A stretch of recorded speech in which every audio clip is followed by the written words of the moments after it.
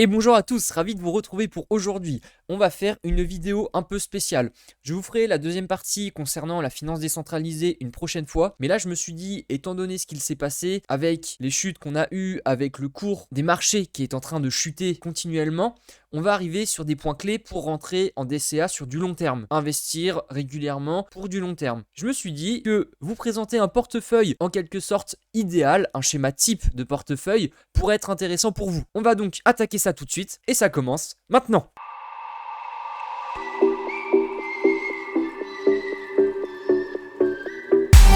Avant d'aller plus loin, pensez bien à vous abonner et à lâcher un petit commentaire, ça me fera toujours plaisir. Et également, je vais vous faire prochainement des vidéos un peu plus spécifiques, notamment sur les plateformes. Donc je vais vous expliquer comment utiliser Kraken, Binance. Je vais terminer la finance décentralisée, comme je le disais. Je vais vous faire la deuxième partie tout simplement. Je vais faire des petites vidéos un peu spécifiques comme je fais là actuellement pour vous mettre en place en fait un petit cursus de formation gratuit en quelque sorte. Parce que tout ce que je vous propose actuellement, c'est vrai que c'est du contenu gratuit.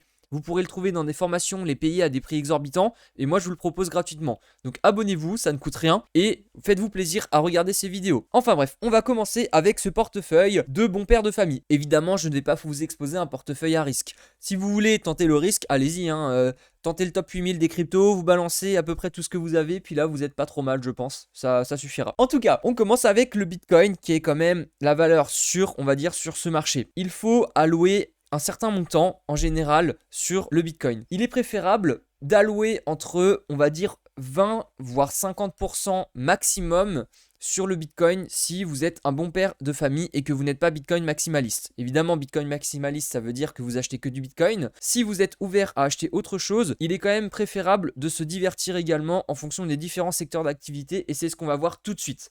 Donc, le Bitcoin, c'est vraiment quelque chose qui a surperformé par rapport au dollar dernièrement, par rapport au SP500, donc à tous les grands marchés en général. Pour vous donner à titre d'exemple, on a ici un graphique qui est le gold contre le Bitcoin. Donc, c'est-à-dire que c'est un peu inversé, on fait pas le Bitcoin contre le gold, mais le gold contre le Bitcoin. Donc là, actuellement, si le gold surperforme le Bitcoin, et ben le graphique est censé monter. Sauf que là, ce n'est pas du tout ce qu'on peut voir. Donc c'est pour ça que le Bitcoin est quand même une valeur sûre, une valeur, on va dire, pas refuge, puisqu'il est quand même corrélé au SP500.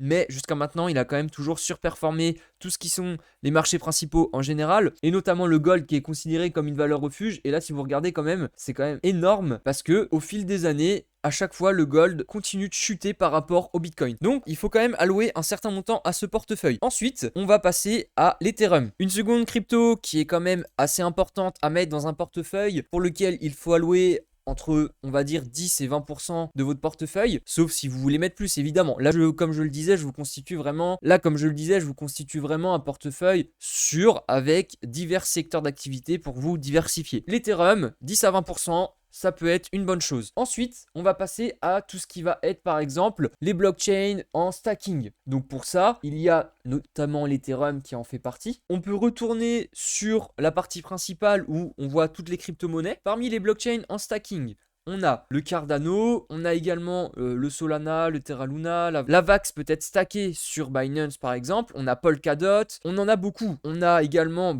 le Crow qui peut être un peu en stacking, on a Atom de Cosmos, on en a énormément qui peuvent être en stacking, Matic de Polygon également. Enfin bref, toutes ces blockchains sont en stacking, donc c'est-à-dire que c'est un autre protocole utilisé que le Bitcoin, donc le système de minage n'est pas appliqué, c'est le fait de détenir les jetons qui vont valider les transactions. Pour ça, je vous fais référence à ma vidéo Qu'est-ce que la blockchain, vous comprendrez un peu mieux. Donc l'ensemble de ces blockchains sont intéressantes puisque qui dit stacking dit que vous avez un rendement annuel. Ces rendements sont autour entre 5, 8, voire certaines 20%. Donc, ça rajoute en fait un petit bonus, c'est les intérêts composés que vous connaissez sans doute. Et bien là, c'est ce qu'il se passe. Donc, pour une blockchain en stacking, allouez un petit montant de 10% de votre portefeuille sur plusieurs blockchains. Évidemment, vous pouvez acheter de l'Ethereum, du Polkadot, du Cosmos, enfin bref, du Avax et mettre tout ça en stacking et l'ensemble de ces entités correspond à 10% de votre portefeuille. On peut également s'intéresser au secteur de l'interopérabilité que vous avez sans doute entendu parler.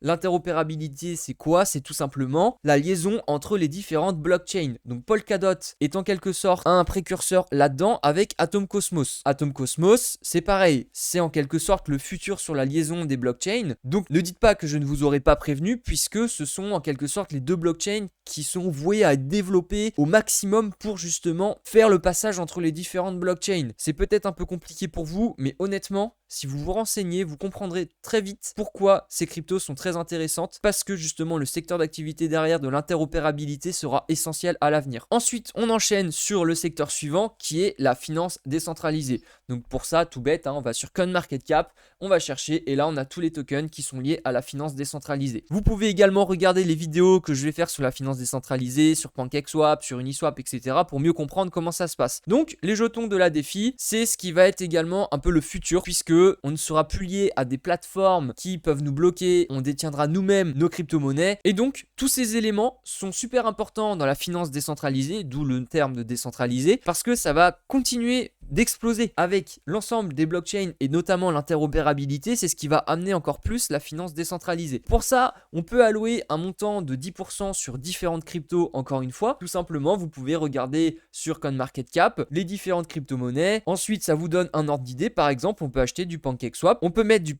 cake de PancakeSwap sur la plateforme PancakeSwap. Donc pour ça, vous pouvez regarder ma vidéo sur la finance décentralisée, je vous explique comment faire. Et donc vous pouvez avoir un rendement autour de 60-70% annuel. Donc si vous vous renseignez un petit peu, que vous regardez un peu mes vidéos, vous comprendrez l'ensemble des choses que vous pourrez faire en s'intéressant aux divers domaines. Ensuite, on a tout ce qui est lié au métaverse. Donc là, c'est vraiment le mot du moment avec les NFT également, j'y viendrai après. Le métaverse, c'est en quelque sorte le monde virtuel dans lequel on pourra interagir comme on le fait actuellement, mais encore plus puisque vous détiendrez tout simplement vos armes dans les jeux vidéo, vous détiendrez vos parcelles de terrain, notamment avec Mana ou The Sandbox. Là, actuellement, tout le monde est en train d'acheter des parcelles de terrain sur Sandbox, sur Decentraland de Mana. On a Adidas, on a Ubisoft, je crois qu'on a McDo aussi qui est rentré. Enfin, tous les grands noms sont en train de rentrer dans le métaverse. Et le métaverse, c'est quoi? Ça passe également par des jeux. Donc par exemple, Axie Infinity vous permet de gagner de la crypto-monnaie que vous convertissez ensuite en euros ou en dollars ou n'importe quoi. Donc comme cette crypto-monnaie a une valeur, et donc vous pouvez gagner de l'argent grâce à ce jeu. Voilà, vous comprenez le principe? Eh bien c'est l'essentiel. Et donc qui dit métaverse dit également NFT. Vous allez voir, vous allez être étonné parce que on a effectivement les mêmes tokens. Pourquoi?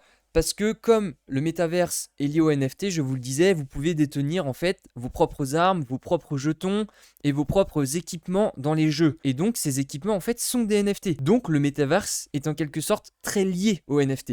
C'est pour ça que si vous investissez un petit peu dans ces domaines d'activité, c'est très corrélé. Donc, essayez d'avoir au maximum une allocation de 10-15% peut-être et de jongler entre les deux. Après, si vous achetez dans l'un, évidemment, si vous achetez, admettons, du Mana, vous êtes lié au métaverse également. On a vu le Theta, Tezos, Flow, etc. Tous ces tokens sont liés un peu au même secteur d'activité qui sont le métaverse et l'NFT. Une autre catégorie dans laquelle il est important de comprendre vraiment comment ça se passe, c'est lié aux oracles. Donc tout ce qui est catégorie des oracles, c'est quelque chose dans lequel vous pouvez investir en quelque sorte sereinement, notamment avec Chainlink, qui est l'oracle en quelque sorte le plus utilisé. Un oracle, c'est quoi? C'est la liaison entre le monde réel et la blockchain. C'est-à-dire que pour effectuer des contrats intelligents, vous en avez sans doute entendu parler, c'est ce qui va permettre de valider, admettons qu'un billet d'avion a été pris, vous prenez une assurance si l'avion est en retard, et bien le contrat intelligent va prendre en compte les horaires dans la vie réelle. Et pour prendre ces horaires dans la vie réelle et le retranscrire dans la blockchain, on passe par des oracles. Et donc ces oracles, c'est notamment Chainlink, c'est le Band, c'est tous ces ensembles-là en fait de tokens qui sont essentiels pour continuer à faire vivre toute la blockchain en général, puisque sans ces informations, eh bien nous ne pouvons pas avancer plus loin. Donc les oracles, c'est en quelque chose un secteur d'activité qui n'est pas voué à disparaître. C'est pour ça que allouer un capital peut-être de 10% sur du Chainlink, sur du Band, sur plusieurs oracles, eh bien vous serez en quelque sorte sûr, si le domaine des crypto-monnaies est en plein essor et continue d'évoluer, ce domaine sera également émergent, puisque sans les oracles, nous ne pourrons pas évoluer la blockchain et nous ne pourrons plus utiliser toutes les blockchains actuelles. Et enfin, pour terminer, vous pouvez également vous servir donc des catégories sur CoinMarketCap, regarder l'ensemble des catégories et par exemple, on peut voir ici Cosmo Ecosystem, Terra Ecosystem, etc. Donc si vous voulez vraiment investir dans un domaine précis comme par exemple Cosmo Ecosystem, il y a plein de crypto-monnaies qui sont sur Cosmos, également sur Terra, également sur Ethereum. L'ensemble de ces écosystèmes peuvent être intéressants pour vous et peut-être que vous considérez que cet écosystème va performer dans le futur.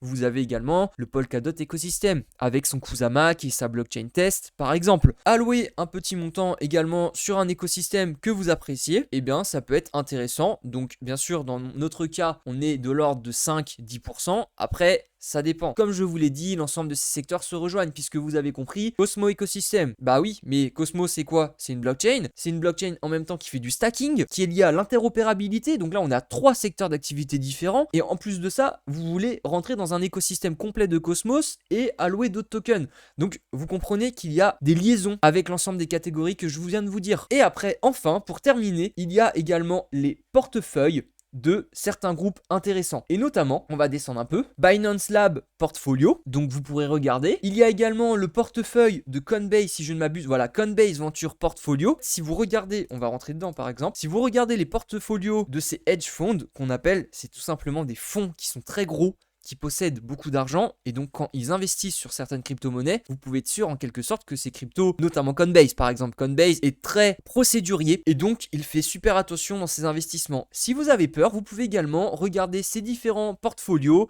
de gros hedge funds. Donc là c'est qu'un exemple, vous pourrez vous consulter plein d'autres, notamment ceux des frères Winklevoss. Vous savez, ceux qui ont voulu créer Facebook à la base, qui avaient l'idée, qui s'est fait piquer par Mark Zuckerberg. L'ensemble de ces hedge funds sont intéressants à regarder puisque ces portfolios vont sans doute vous donner des idées pour ensuite les mettre dans vos propres portfolios. Et voilà, c'est terminé pour aujourd'hui. J'espère que ça vous aura plu. C'est vrai que c'était une émission un peu spécifique. Le portfolio est vraiment essentiel. L'allocation sur les crypto-monnaies également. Je vous ai donné des pourcentages à peu près moyennant ce que vous avez envie de faire pour vous donner la liberté, tout simplement, vous, de choisir quel type de secteur d'activité, à peu près le pourcentage moyen, si vous considérez être plus Bitcoin ou plus tel secteur, eh bien, vous savez jusqu'à combien de pourcents est-ce qu'on peut rentrer, parce que il faut quand même faire attention. Évidemment, il y a des secteurs d'activité naissants et récents, donc on ne peut pas allouer le même pourcentage sur du Bitcoin qui est quand même là depuis plus de 10 ans et un secteur d'activité qui est naissant comme le Web3 par exemple, ou le métaverse.